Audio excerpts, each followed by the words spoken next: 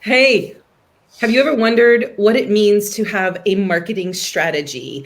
And you might be thinking about strategy incorrectly. You might be thinking too broad. You might be thinking too narrow. You might not even have a marketing strategy because it might freak you out to think about having a marketing strategy. In fact, you might not have a marketing strategy because you don't see yourself as a marketer, you're an expert in some other field. But if you are a personal brand, a solopreneur, trying to get into the digital space, you have to market yourself. So I have Claudia Schalkx here, my favorite marketing expert, and we are going to talk strategy. So thank you, Claudia, as Thank always. you. As usual, a lovely topic, Jen. You're so good at choosing topics. So tell me, let's just start by talking about some mistakes or misperceptions that people have about this idea of a marketing strategy. What are some of the big problems that you see in this realm? Well, what I see is people confuse marketing strategy with marketing plan, Oh, okay. Ooh, that's a good one. marketing strategy with digital marketing strategy and marketing Oh, plan. So those are the things and they don't see the communion between the business goals and the marketing. So I would say those are the biggest. okay. Yes. I just want to make sure I get this. They confuse marketing strategy with marketing plan, marketing strategy with digital marketing strategy, and then I missed the third one. They don't connect their marketing strategy with their business goals. Right. Like, why are we doing this in the first place? Maybe that should be the first one. Let's talk about that first. Let's start there and reverse engineer back.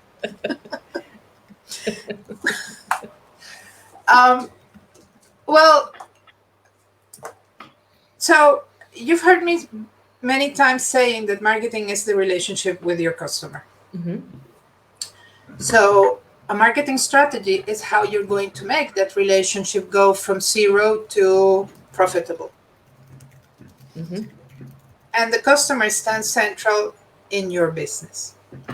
So your marketing strategy has to take into account your business goals. So if your business goals are like, I don't know, increase revenue by 20%, your marketing strategy has to help you to get to that revenue. So your marketing strategy might be increasing our leads by 50%. If you have a conversion rate, that means that would give you 20% increase. Yeah, I am picking any numbers. Yeah. Numbers by chance, but you definitely very good remark. You need to see what are your conversions, right? And if your conversions are not good, then instead of increasing the number of leads, you need to see why you don't have conversions. But that is a topic for a different day. It is, but I want to just put a pin in this, because if you're listening to this and your brain is already going, I don't even know what my conversions are, then stop here and go find out what your conversions are, because then you probably have to work on your sales calls, and that's a different conversation. But I want to say to everybody listening, when they're listening to us and they're lost on something, it just means you stop right there and fix that before you fix the next thing and the next thing and the next thing. Yes, only not in this case. In this case, I would say continue listening to what marketing strategy is, so then you can see what the role of conversion is in your marketing strategy. Okay. But okay, so you have your business goals and you need a marketing strategy to reach those business goals. Mm-hmm. So say you want to in general, you want more revenue. That's why we have a business, besides the fact that we want to do what we like. So your marketing strategy has to consider how are you going to achieve that additional money you want to bring in. Is it leads? Is it more clients? Is it increasing the price? Whatever works for you, because one of the steps in your marketing strategy is to see what is working well and what is not working well in your business. Okay. So what is working well, you do more of, and what is not working well, you review, and you either get out of your process or improve. And conversions falls precisely under that category. So when you understand that marketing and your business goals go hand in hand, your marketing becomes a much easier thing to do, because you have the end of your process is the extra revenue or the whatever you want to achieve with your business. And then you back engineer. Question. Can you give us some examples of goals that somebody would have that are other than making more money, increase revenue? Like, what are some other goals that your Yes, clients work on? definitely. For instance, let's say your business goals are to become an authority in a given field. So let's say neuroplasticity or something that's very competitive. So your marketing strategy will be strongly based in getting you in your positioning and in getting that positioning known. So that it's not necessarily more money, but that means you have to do an extra effort in getting out there and being seen. So your marketing strategy, in one word, is visibility. Right. So when you work with people, I know that your whole foundation that you do with people is to figure out what are your strengths, what are your weaknesses. We're not going to focus on improving your weaknesses. Let's focus on your strengths first. What's the next step once they've said, like, this is my goal and these are my strengths, in terms of creating a marketing strategy? Okay, the strengths come in when you are going to. So let's say that your marketing strategy is the destination where you want to go, and your marketing plan are the steps you will take to get that destination. So in your marketing plan is where your strengths come in. Okay. So if you want a more thing, it's, for instance, let's suppose our marketing strategy is a menu. You know, you have dinner menu, lunch menu, takeaway menu, right? Your marketing plan will be the dishes that you will be serving. So ideally you will cook the dishes that you are good at, together with the dishes that people want. Ideally, there is a combination between what you're good at and what people want. Right. That's how you have to look at it. Yes. So Okay. your strengths, your style, because marketing is a long-term game, and your marketing strategy is also a long-term plan, long-term thinking. So when your strengths come into play, because you have to be consistent and coherent. So to be consistent and coherent, you have to play with your strengths, because otherwise, if somebody, like many other discussions you and I have had, if you're not a blogger and you're not a writer, and we create a marketing plan or strategy that is heavily based on you creating content, written content, after the second blog, you will throw the towel in the ring. So that is, you have to think, this is your strategy, and when you start to back engineering it, how are you going to achieve it? That's when you have to think about your strengths. Those are okay. So we started by talking about people confusing marketing strategy with a marketing plan, and you gave us that great visual of the menu versus the dishes on the menu. Let's talk about why it's so confusing for people to think about marketing strategy. What's the problem with it? Because people don't do it.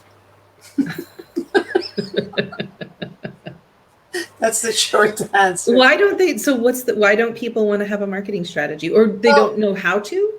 Well, because I don't think there is. Marketing strategy requires you to sit down and think what you want to achieve with your business. So we tend to focus more into tactics because that's easier to apply. And that's the reason why so many content and things and initiatives and steps we take don't pan out the results we want, because they are not part of a strategy. They are an isolated tactic.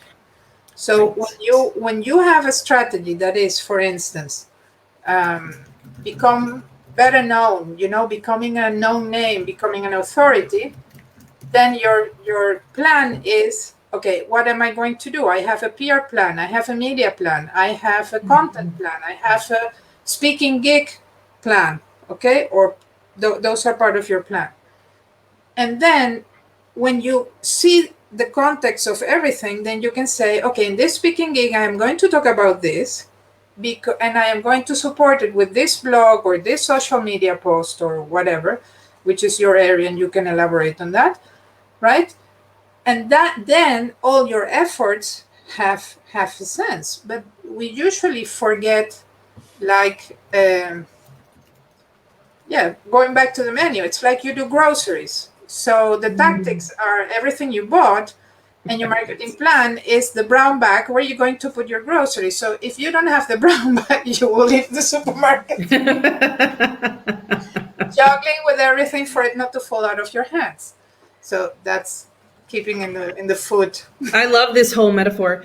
I like this because it talks about not only strengths, which you and I talk about all the time, but it's reverse engineering, which is really what marketing is. And if you don't know why you're doing any of it, you wake up in the morning and you say, I need to post on LinkedIn, but you don't know why you're posting on LinkedIn. And that's just a tactic versus it being part of a bigger strategy. And I think this is why it's so exhausting for people, because they're like, I'm doing all the things. I'm showing up and I'm posting, and even if it's not regular, I'm there, but it's not cohesive. So there's not it doesn't feel good for you, but it also doesn't feel good for your audience. And you don't build up because your audience Yes. can't follow the track of your thoughts. So That's they are right. like, well, but last time she was talking about this or that. So, and it's not only why am I on LinkedIn, it's what am I posting, whether LinkedIn, Instagram, or Facebook. So, Right. and I guess when you work content with your clients, you see exactly the same thing if they don't have a content plan. They Yes. start to put out content that maybe is very good content. Isolated is a very good piece of content, but it's not going to pull the car Mm-hmm. on a long term if it doesn't fall into a puzzle. You're like going back to the menu. I'm thinking of, do you guys have diners where you have these menus that are like 10 pages long with, you could get Greek food in it. The Chinese Oh, are like that. so here we have these diners that have all different, like you can get breakfast at night, you can get Italian food or Greek food or Mediterranean, like you can get whatever you want, but it makes it really hard to make a decision, and it's completely overwhelming. And I feel like that's sometimes what we do when we don't have a strategy and we just wake up and we start throwing, ingredients at something. Exactly. Well, talking about ingredients. How many times have you opened a cabinet in the kitchen, looked at what's in there, and say, "There's nothing to eat"? We have nothing to eat. Yes. No, because what you have in the cabinet are ingredients. Right. So if you don't have the plan, what you're going to cook, you can stare at the ingredients till doomsday, and you won't come up with what to do with the ingredients. And marketing is exactly the same thing. What are we going to eat tonight? And then knowing that, you open the cabinet and see, okay, I can use this and these ingredients. I have a question to talk about how we can weave this particular thing into the strategy talk. So about 2.5 years ago, I really wanted to grow my network of people who were interested in talking about business. And so I wanted to do it locally. This is all before, obviously, 2020. And so I was very intentional about joining several local groups rather than these just like giant Facebook groups. I wanted to join some local women's business groups. And I wound up getting on committees and becoming very involved and became part of the board. And it really did grow my business because it grew my relationships. Now, that's not necessarily digital marketing, but it was a very intentional strategy I had to not only personally and professionally grow, but get my business out there in a different way than I really ever had before. Would you consider that a marketing strategy? Yes, but when you say I ended up in committees and all that stuff, then I would say you have to make clear why is that you want to network that way. Mm-hmm. And what are you going to get out of those meetings? Who are you going to connect with? Who are you going to give time to? And it's like the same thing. Which social media I am going to give my time and my attention to? That's a good point, because but I really like to grow my business through creating one-to-one relationships and small group relationships. So for me, it was a good use of my time. But if that wasn't a way that if I really wanted to get up on stage and market from the stage and be more of a speaker, I probably should have been focusing that time on getting speaking gigs or getting on other people's podcasts. Yeah. Mm-hmm. But for instance, going back to the networking example, you may have a goal, and then you end up talking with somebody who doesn't ask you questions, who's only interested in telling their story. That's right. And they only talk about themselves, and there is really no conversation. So what do? You stay there till the conversation dies spontaneously? Ain't gonna happen. You cut the conversation short. That's a good point, right? It's So the same again, thing. everything is strategic. Everything has to be You like, have what's to the be end goal? strategic and tactic about it. Yeah. Networking is also something that falls into that category. Yeah. Well, since we were talking about something that's not digital, let's go back to that original idea of they confused marketing strategy with digital marketing strategy. So in your mind, what's the difference between the two? Well, the marketing strategy is bigger. Mm-hmm. Let's say it's the umbrella. Mm-hmm. And then you have a digital marketing strategy, which is how are you going to achieve your digital marketing goals? Okay. So which channels are you going to use? Which are your assets? So your assets are, for instance, your profile in social media, your images, your everything that you have under control. Those are your assets. So what are you going to do? For instance, you have owned media, which is your website, the social media profiles, your blog. But for instance, you can also have third-party media, like people who write for Medium or write for blogs for other. Okay. Then you have the earned media, which is whatever comes to you because of the work you've done. Media relations, PR, referrals. Okay. And last but not least, you have the paid media, which is advertising. Yes. So that requires a different strategy than you would in the offline world. But it needs to connect with your main strategy, because ideally your main strategy is connected to your business goals. So you start with your bigger marketing strategy, and then you see which part of that needs to be rolled out digitally. Okay. When you think about your own marketing strategy as a whole, how would you, like, if it were kind of a funnel, or I guess a funnel works. What is your marketing strategy? What's your favorite kind? Okay, my marketing strategy, and this is going very nicely to your first example about conversions, is I know I convert when I have one-on-one conversations. Yes. Okay, so my marketing strategy is all about generating these one-on-one conversations. Mm-hmm. So I have, these conversations with you are more sharing our knowledge and discussing and rendering it available for other people to benefit.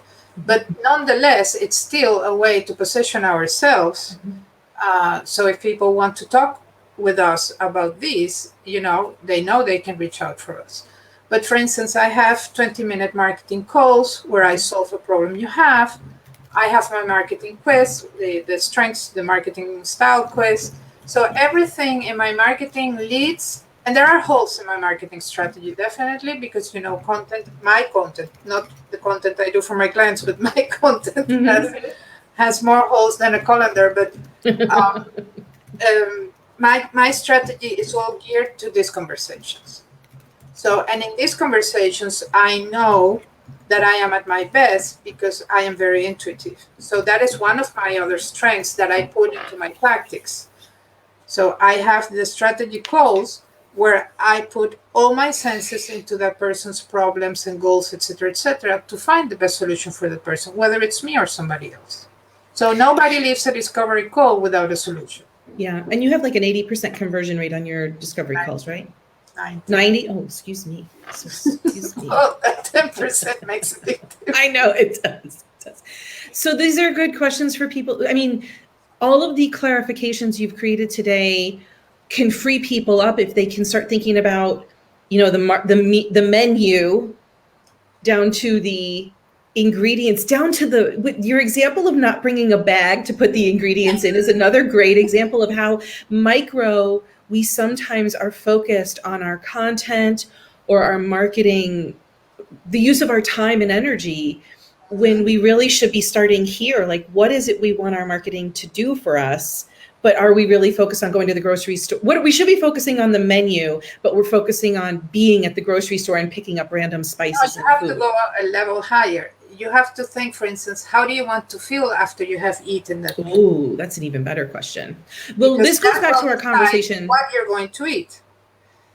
That goes back to our conversation last week about your strengths and what in marketing makes you feel like shit and what in marketing makes you feel good and energized, and where should you be spending more of that time?